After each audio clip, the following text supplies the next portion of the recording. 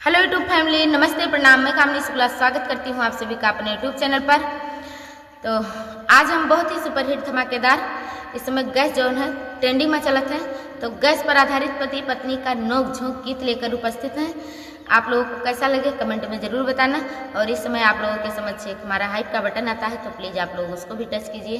और गाना अच्छा लगे तो हमारे चैनल को सब्सक्राइब कीजिए, लाइक कीजिए, गाने को और शेयर कीजिए।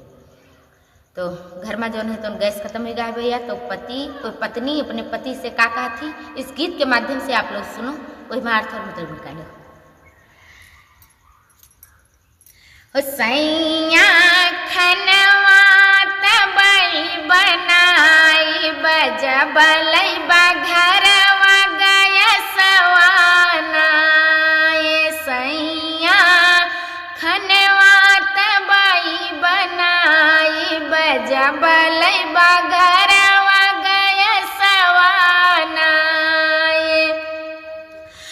चूल्हा के ऊपर जब रोटियां बनाई, चूल्हा के ऊपर जब रोटियां बनाई, रोटियां बनाई, हाँ रोटियां बनाई, टप टप चुएला पसीनावा नाई, टप टप चुएला पसीनावा नाई। सैया खनवा तबई बनाई जबलई बघरवा गया सवाना।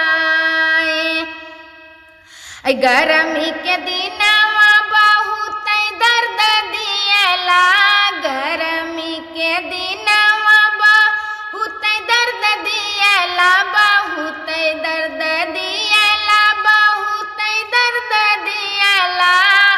हुअत शरीर सत गतिया नाई, हुअत शरीर सत गतिया नाई। सैया खनवा तबई बनाई बजबलई बघरवा गया सवाना।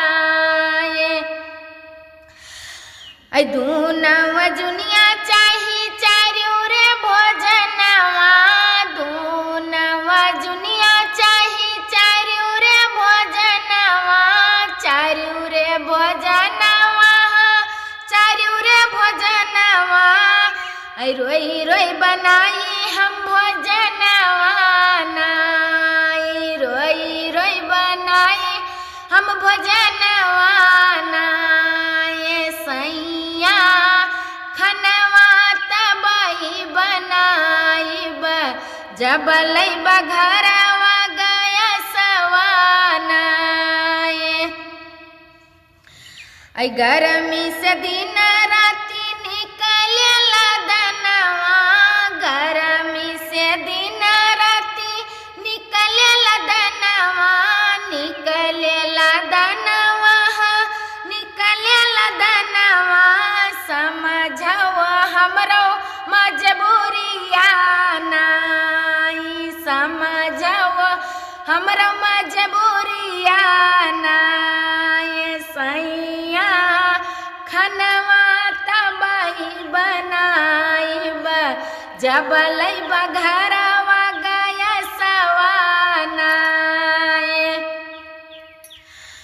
डी के बलमुआ मानो हमारो कहनवा, डी के बलमुआ मानो हमारो कहनवा, हमारो कहनवा, हमारो कहनवा।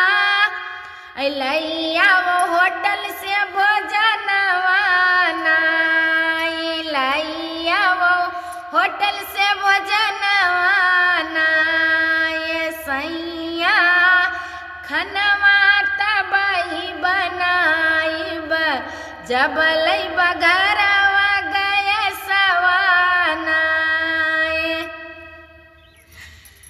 कैसा लगा आप सभी को अपनी राय कमेंट बॉक्स में ज़रूर बताना। ये हमारा चुटकुला गैस पर आधारित गीत।